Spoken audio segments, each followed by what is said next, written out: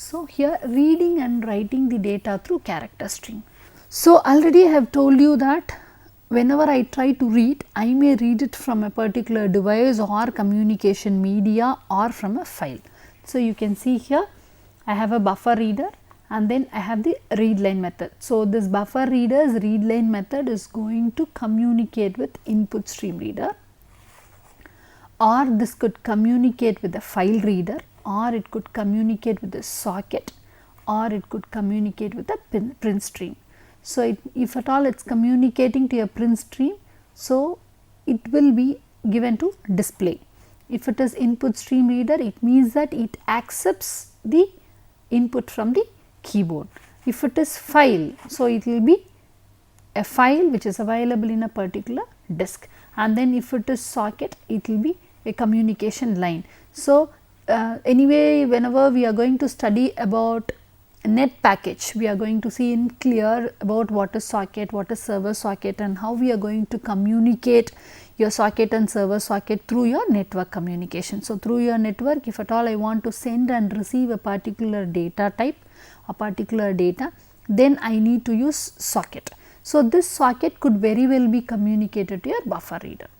Few instances of buffer reader is created. So, buffer reader instance, here new buffer reader, new, here file reader is given as the parameter. So, args of 0. So, it means that it is command line argument, that is your 0th argument.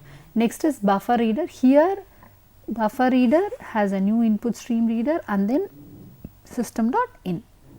So, the user input taken from the standard input device is read using input stream reader and then converted into characters using buffer reader.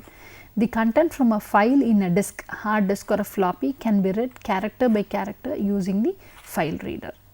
Now, the data that is read can be transferred into other computers connected in the network through socket connections. The data can be displayed as characters on the standard output device. So, whenever I say standard output device, your system.out should come into your mind. So, it means that that is your standard output device, by default is your console, or you can also call it as monitor.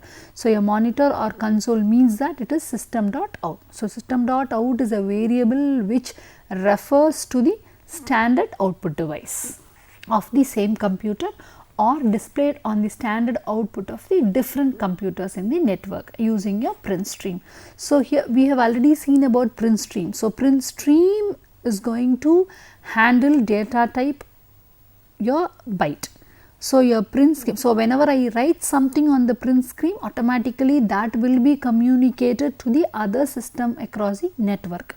So, your print stream helps you in writing the contents over to the other system through the network.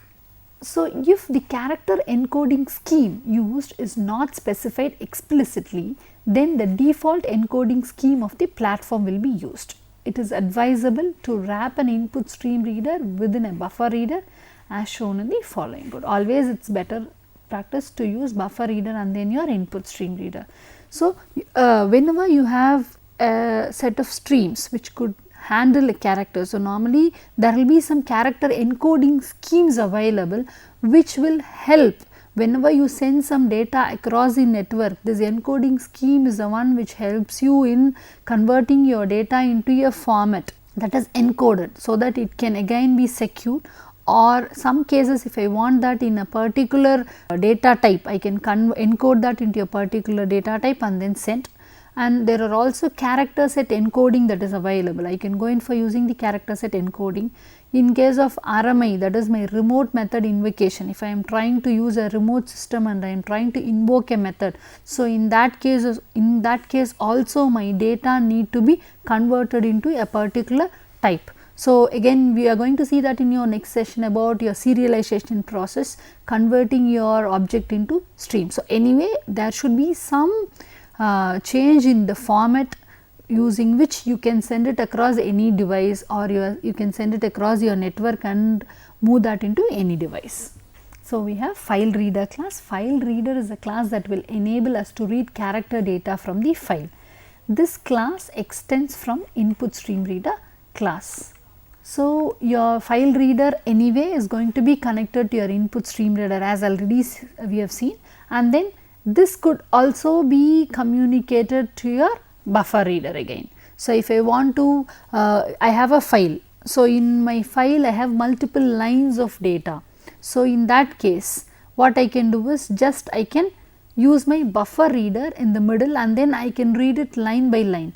Whereas, in this case directly if I am using file reader I can read it character by character. So, in that case I have to use a method called read which will return a character, whereas in case of if I want to read the entire line then I can use my read line method of my buffer reader. So, which could get the contents from your file reader. So, file reader will read character by character, whereas your buffer reader will read entire buffer.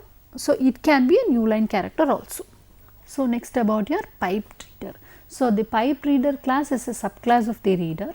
It is used for piping character input streams. So, piping character input stream, open one character input stream on top of other. This also again extends the reader class. So, you can see that piping your character input stream is you can keep on. So, for example, I have one pipe and then on that top of that I can build another pipe and then pass on my data to the other pipe. So, this could help me provided. So, think that I have something to be filtered. So, I have one pipe and then I can have a filter and then I can have an other pipe. So, the filtered streams could also be included in the middle of two pipes that you construct. So, it may be input as well as your output. So, here the string reader class. So, this class is used for reading characters from a string. So, your string is a set of characters. String is a set of characters, whereas if I am going to use it as a string, so then I can use only the methods that is available in the string. So, there is a class which will help me in order to read the characters in the string, otherwise I have to use the method that is available in the string class.